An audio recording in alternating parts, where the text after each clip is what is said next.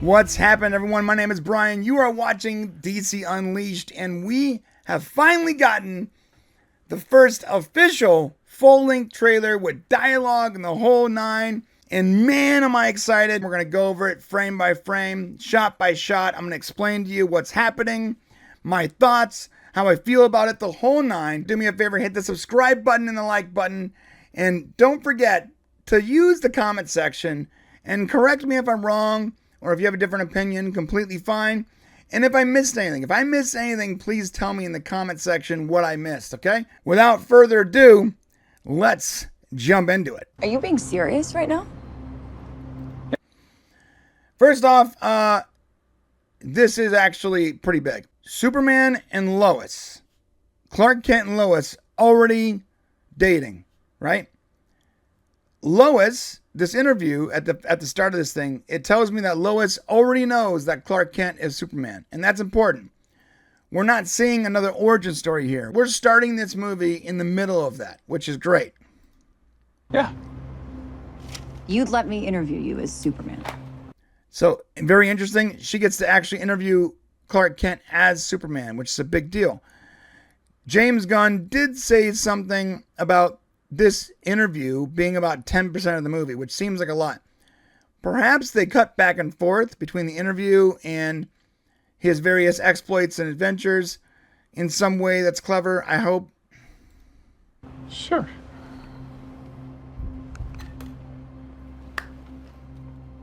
Ready?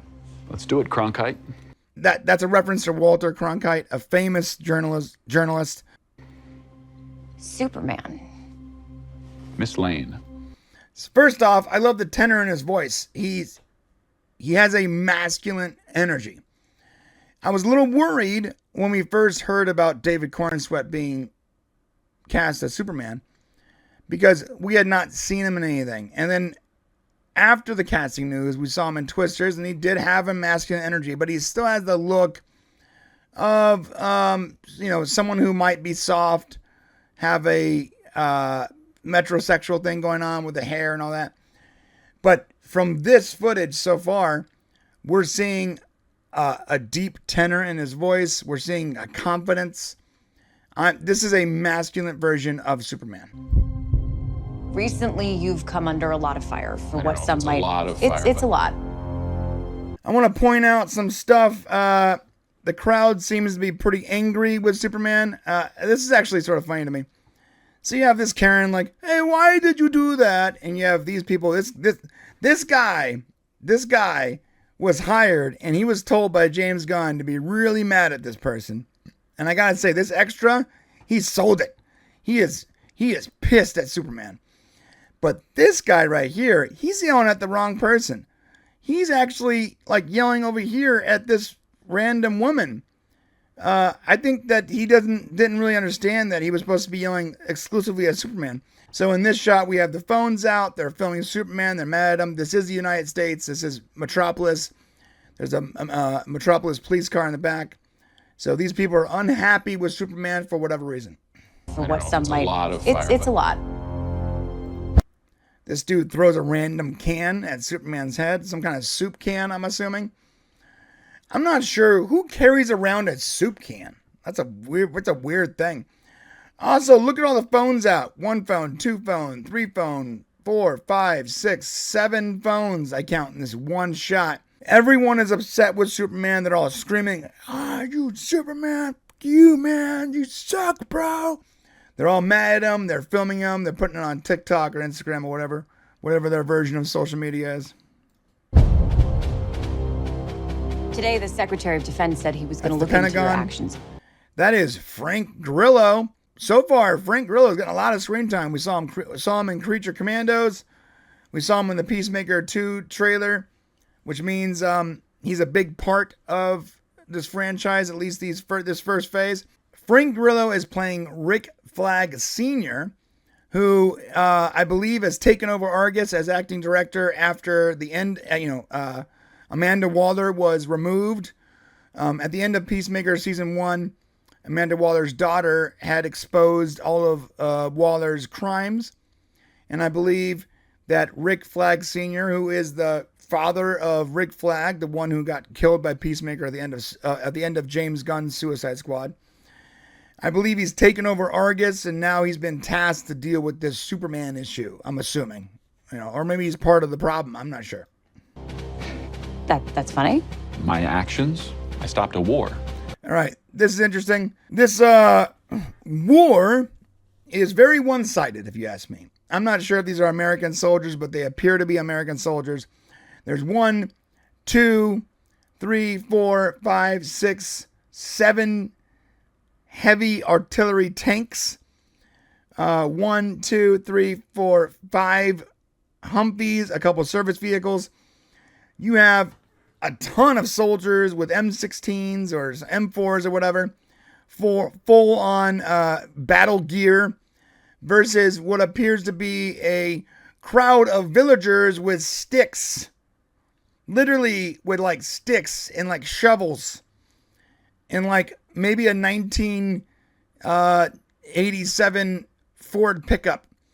I don't know why this would be a war. Look at all these soldiers. Look at all the tanks. Like, are you going to use these tanks on these people? This is not really a war. This looks more like a massacre to me. Also, if I'm being critical, oh, there's another tank over here, an 8th tank. Why are there so many tanks? And why are they in this weird formation where they're just like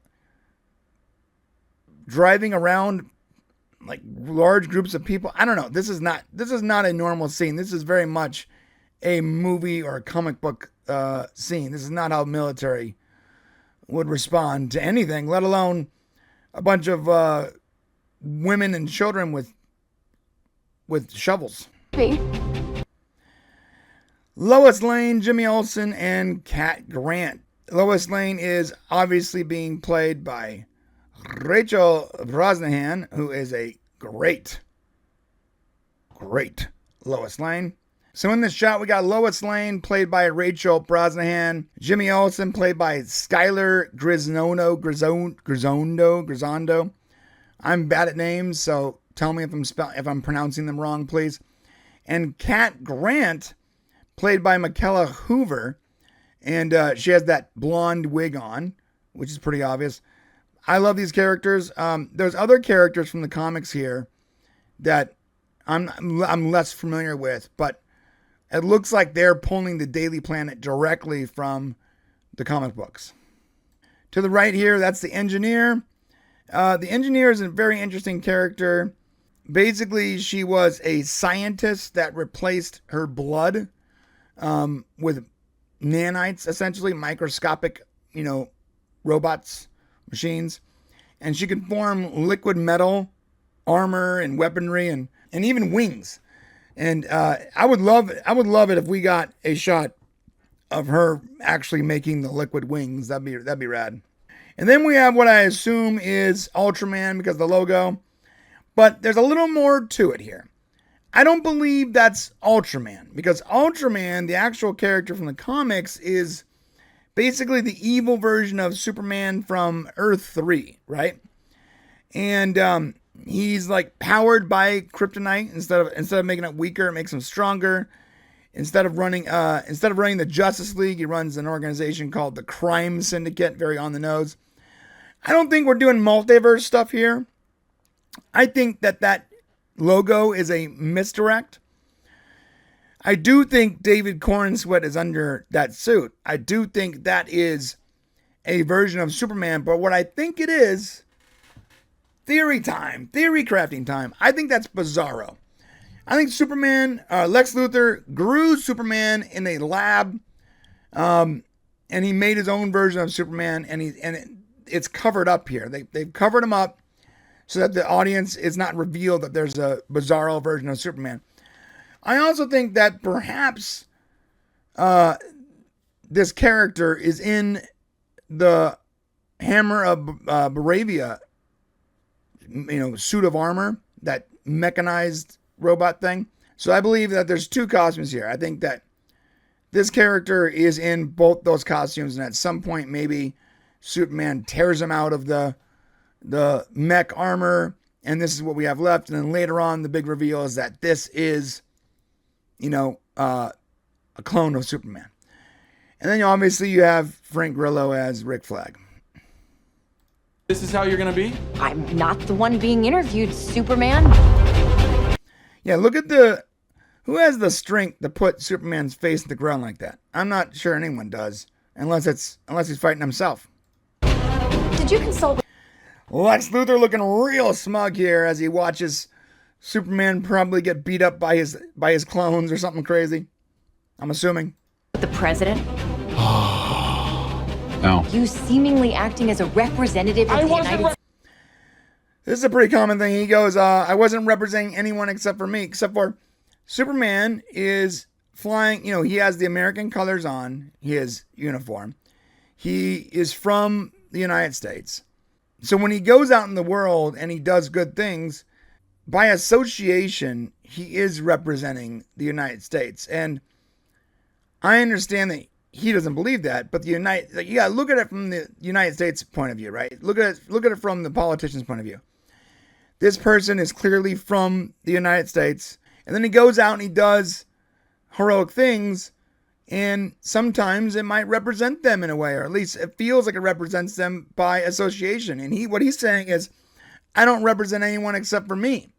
So now the Pentagon and these politicians and the president, they want accountability, which is probably a big point of the movie, which is why they're allowed to bring him in, which is more than likely why he allows them to bring him in, right? Representing anybody except for me and doing good. I will never get tired of seeing Superman save people. I would question myself in the same situation. And there's the hammer of Bravia. It is using what's clearly heat vision to destroy probably part of the Daily Planet or some building or something, which is why I think there's a Kryptonian in that suit. Consider the consequences. Also, it flies. It's going toe-to-toe with Superman. I don't know. People were going to die. So let's go back. I'm telling you that David Cornsweet is screaming masculine energy here. We are seeing a masculine Superman, not some pushover, which is what I was initially concerned about. Going to die. All right, something knocks him out of the sky. He literally gets dug, 6 feet or 4 feet into solid concrete. I love this so much because Superman is effectively out of commission right now. He just got pummeled into the ground. He is feet inside of solid concrete in the middle of Metropolis, and regular people without godlike abilities, unlike him, regular non-powered individuals climb into this pit to help him out. This guy, this like street vendor, this random dude on the street watches Superman, who to him is a god. He is someone with immeasurable powers, get pummeled by someone else who was strong enough to put him into the ground. And what does this street vendor do? He gets in the hole and he helps him out. Helps him out of the hole. This is the definition of Superman. It's not a god. It's a person. It's a human with godlike abilities that comes down to earth to help regular people like us, and in the process inspires us to be better, to be heroes, to take on the role, to take on the mantle when the opportunity arises. When it's our time to step up and do the right thing, we do the right thing because Superman inspired us to. Superman is a complex character, not because he's an alien from another planet that has these abilities. It's because he is someone who doesn't have to help, but does. Someone who can rule as a god and chooses to live as a man. Because he is the definition, the embodiment of good. So to look up to Superman and to be inspired by him is a point that can't be missed. And any movie that uses his character and doesn't do that is doing it wrong. So this gives me great hope. Hey, buddy. Superman is clearly messed up here. Like, his uniform is charred, his face is blackened. He has been fighting for a while. There's fire in the background. The building's been demolished. This is not a fresh-faced Superman that just got his costume out and got out of bed. He's been fighting for a while. I think what this is the Hammer or Bravia or Bizarro or Ultraman or someone is fighting him. He says, hey, buddy. I think he's trying to take him away from Metropolis so that he stops doing so much damage and putting regular people at risk. So this is his response. Hey, buddy. Eyes up here. Masculine energy, bro. I love that. And he's like, come follow me. Let's go. Let's go fight someone else. He's drawing him out of Metropolis, which is great. Again, I am guessing here. I haven't seen the movie. Let me know what you guys think in the comment section. Am I right? What do you think this scene means? I love this scene. I love the way he delivers that line. I'm going to watch it again. I love it. Hey, buddy. Eyes up here. Yes. Okay, so these titles. I've been watching this movie, Superman 78. I've watched it a few times the last couple weeks. We're doing a project on our other channel for that movie. I gotta say, the titles of that movie are pretty much identical to James Gunn's titles here. Except for these are like the 2025, version of those titles. 'Cause I love that they're using, at the very least, an homage to those title sequences. And if I were to recreate those title sequences, which I have, there's a little secret Easter egg for you guys. I have actually recreated those for our project. Then this is the same exact style that I would do. That's the Fortress of Solitude growing out of the Arctic. That is the engineer. Watch her powers, and I'm gonna slow this way down so you can see it in all of its glory here. Watch it. It's forming around her hands. It forms into like these weapon things. Krypto. Just so you know, you guys, I have a dog that looks exactly like Krypto. Here she is. This is my dog, my little Krypto. I call her Marshmallow because that's her actual name. Marshmallow. She looks like a marshmallow. My kids named her. It's the best dog on the planet. So I might be biased when I say I love this freaking dog. But the graphics that they did here, it's the hair, the detail, man, they cooked. This is good. The graphics are incredible, the way it moves. And again, maybe I'm biased because I have a white dog just like this. But this is this character. At first I thought, oh my God, it's going to be cheesy, but it's been growing on me big time. The engineer is destroying all the Superman robots. Oh, there goes Alan Tudyk. Alan Tudyk is doing the voice of one of the robots. Oh, but wait. There's Lex Luthor looking dapper. What I find interesting here is in the background, and I'm not sure anyone has pointed this out yet, there's a woman here in full snow gear, white snow gear. Notice, wearing some kind of fuzzy boots and a fuzzy hat. And, she hasn't been mentioned anywhere. We don't know who that is. We don't know the casting. We don't know what that character is. It could be Tess. It could be one of Lex's girlfriends. It could be Cat Grant. We wouldn't know. Look at, there's Krypto. Krypto gets her. Here comes Krypto. Coming in hot. Krypto is fighting back. He hits the engineer.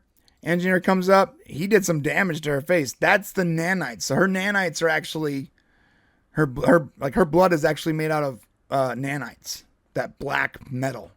Superman is in some kind of holding cell, a clear holding cell. Looks there appears to be like a toilet here and a toilet here. Someone else is in. This is actually interesting. Okay. Something I'm just realizing right now. Notice the guy here. Oh, I know what's going on. Okay, so Superman has been weakened, right? He's in this zone, he's weak. But he's clearly next to other metahumans. And this metahuman here, look at the way his arms are up. I believe he is shooting UV light at Superman.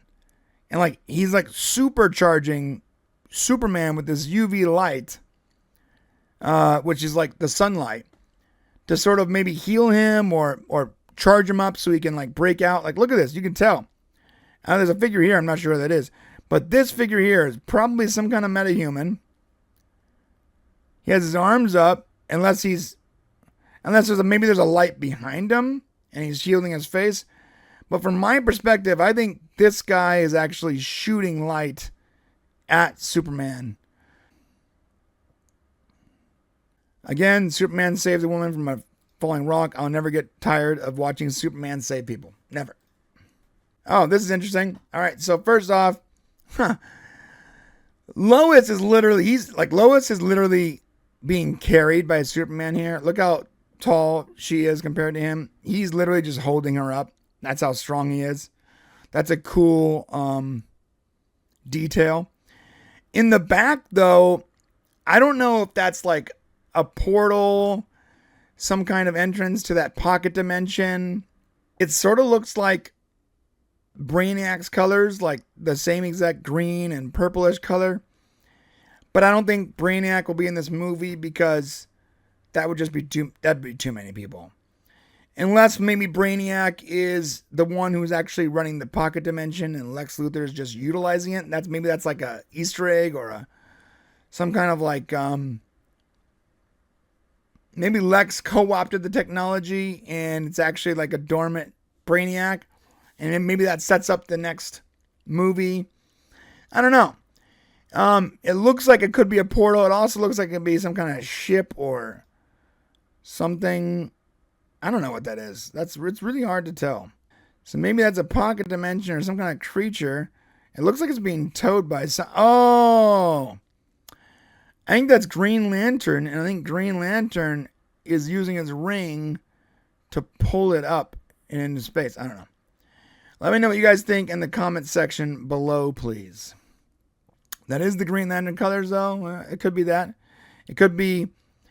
Oh, you know what? I bet you that's Guy Gardner. And he's literally cast a net, like a Green Lantern net over some kind of something that's spewing purple all over the place. All right. I don't know. Let me know what you guys think in the comment section what that is. I'm starting to think maybe it's a Green Lantern construct. It looks sort of like a green net. That would actually make the most sense to me. That's his dad. They're sitting in front of his double wide trailer that everyone was criticizing recently. Not me. It's fine. All right. This is Mr. Terrific, a.k.a. Michael Holt. He's an Olympic level polymath. He has 14 PhDs. He is a brilliant, genius mind. And he operates as a superhero with tech, sort of like the way Iron Man does. He's rich and he's smart, and he has these things called T-spheres, which are basically like a sphere with a little T on them. Hence the word, T-spheres. And if you notice on his jacket, it says fair play, which is his motto. It's great. If you want to know more about this character, just look up Mr. Terrific Wikipedia, and you'll get all kinds of information. There he is using this T-spheres to fight baddies. Cool. Very cool. Those appear to be Lex Luthor goons. They have the Lex Luthor colors. Super. Here's Lex Luthor in the fortress, angry about Superman. He's about to monologue. Interesting. So first off, Superman is out of commission. He appears to be back at home in his home bed, in his own bed, like his mom and dad's house. And that appears to be some kind of green, veiny poison. I bet you he was poisoned by the kryptonite. It's in his system. And you can see like the green like veins on his face.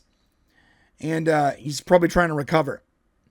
Probably trying to recover at home because his home was destroyed. So he can't utilize the fortress anymore because everything was cooked. Everything was blown up by Lex and by the engineer.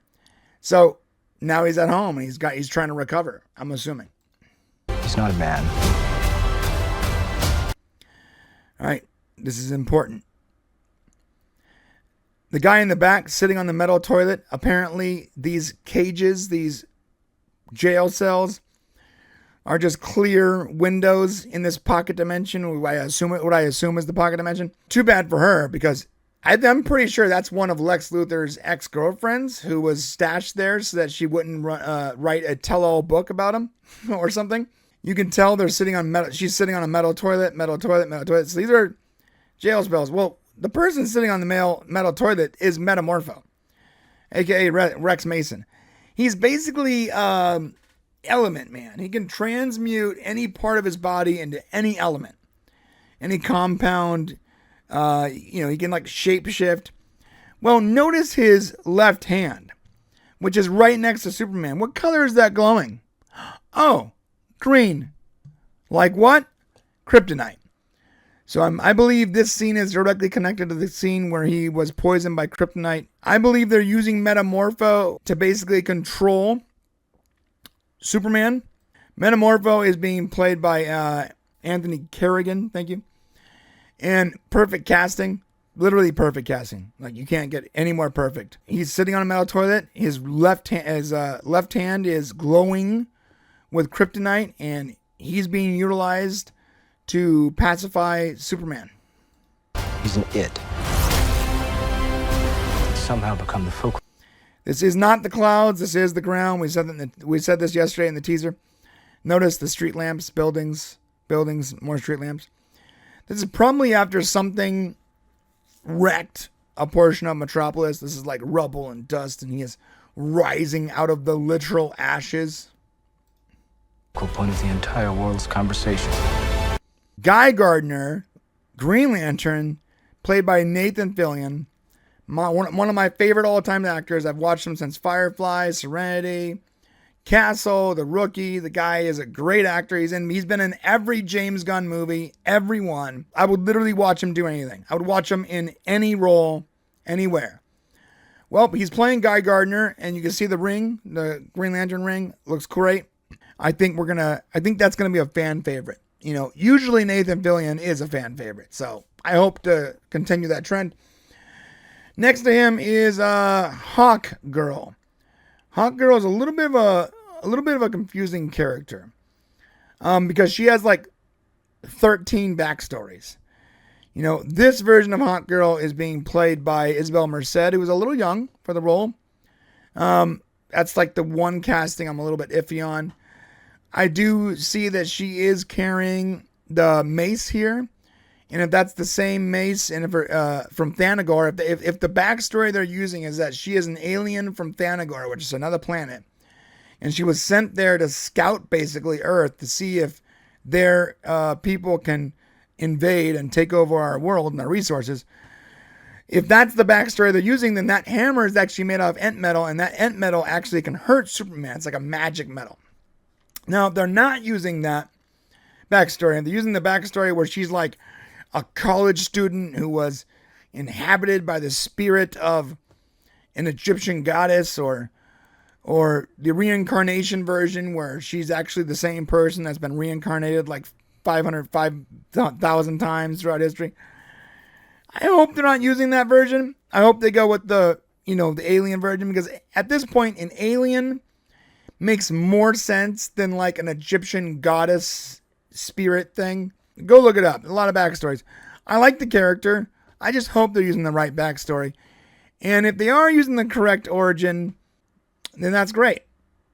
I got nothing to say. Isabel Merced will do just fine. Not to overshadow here. You got Mr. Terrific. He's literally floating in his terrific chair with his terrific spheres, his T-spheres. I will. Pretty sure this is Barovia, whatever. Again, people with sticks, pickaxes, canes. Like these are not soldiers. These are villagers. Not. We are in a football stadium. This is the Metropolis Meteors. So the football field is home to the Metropolis Meteors, and there is a Big Belly Burger advertisement, which is awesome. Superman appears to be fighting both the Engineer and Ultraman at the same time, which also is cool. And it would make sense that he would take them here to fight instead of fighting in like downtown Metropolis. A, less collateral damage, and B, as the audience, we can actually see what's happening. Except that. All right, this is interesting. See this metal here? Some kind of like metal crystalline structure that appears to be growing or breaking through the ground, and the water is flying over it. That looks a lot like what gallium looks like. Gallium is a type of metal that is very soft. You know what? I wouldn't even say gallium. I'm going to say bismuth. Bismuth looks more like what that is. This is bismuth, element that creates like this metal square shaped crystals. It looks very similar to what we're seeing here. I cleaned your boots. I'll go get them for you. So this looks like when Superman has recovered from his kryptonite poisoning. One thing that's interesting is Superman has both of his parents. So both Jonathan Kent and Martha Kent your boots. I'll go get them. appear to be alive. This is actually pretty important. If Jonathan and Martha are still alive, that means Jonathan is he's not gonna live very long. Historically, Jonathan dies pretty quick in these stories, but it's unique to choose to keep both of his parents around. That's pretty cool. And I do feel for Jonathan Kent because I don't think that he's gonna make it through this movie. I think Jonathan Kent will probably be killed at some point. Maybe that's the emotional payoff that they've been talking about at the end of the movie. I'm not sure. There's the kaiju. He fights the kaiju. There's another ad for Big Belly Burger, which is cool. Yeah, this kaiju, by the way, looks sort of stupid. Like, looks like a dumb animal. I don't think the kaiju is evil. I think that he was, perhaps released from his pocket dimension or whatever. And he's just doing what dumb animals do and causing havoc.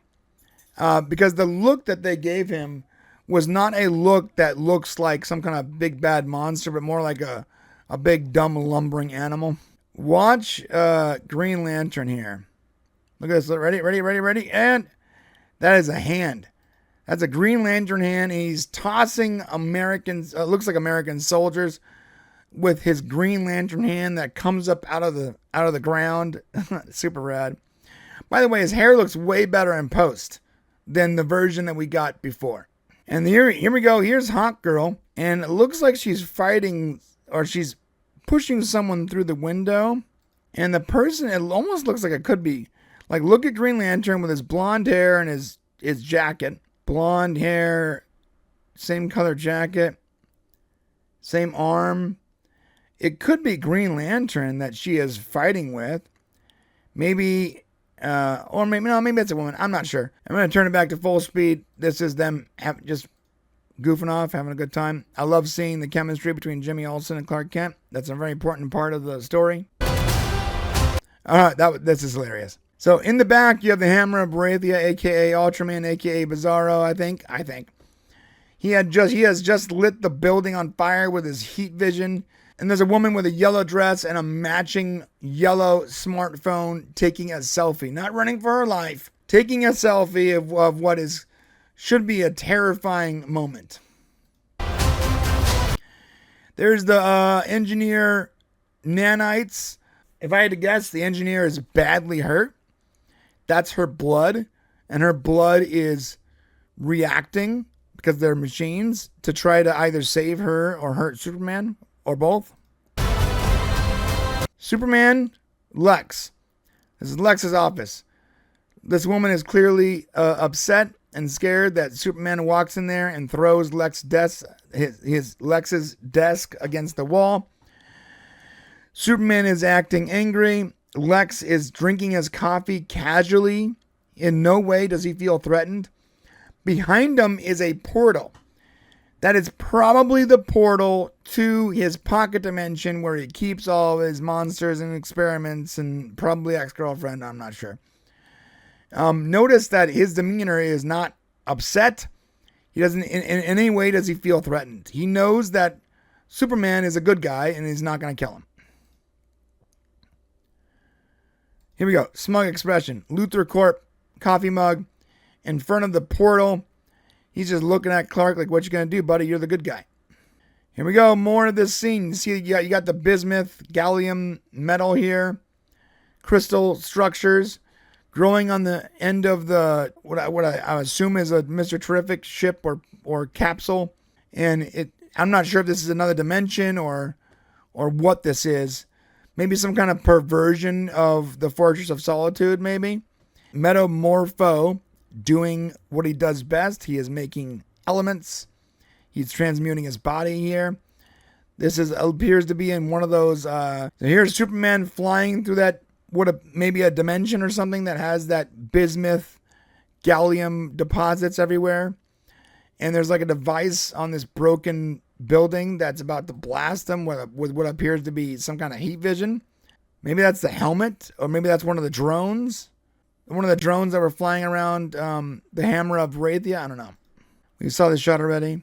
Saw this shot too. I'm going to turn it back to full. Cool. Love it. All right. This is important. One of the final shots of the trailer. And it's, another side of the same coin of one of the former shots where they were all using their smartphones and they're screaming at Superman and yelling at him and recording him.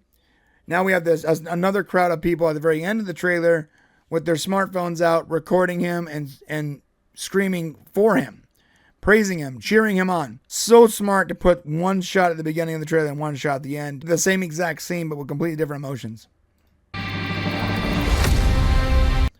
There it is. Oh my gosh. I have been recording now for an obscene amount of time. So I'm going to finish it with this. I am very happy with this trailer. I'm happy with it. I'm happy with David Corenswet. So far, all the casting looks great, for the most part. I'm stoked. I'm hyped for this movie. If this is the last trailer, I'm completely fine with that. Completely fine with it. That said, what did you think about the trailer? Did I miss anything? Was I wrong about anything? Hit the comment section, let me know. And on the way there, please hit the like button. And if you're not subscribed, hit the subscribe button. I love you bunches. Stay super, my friends.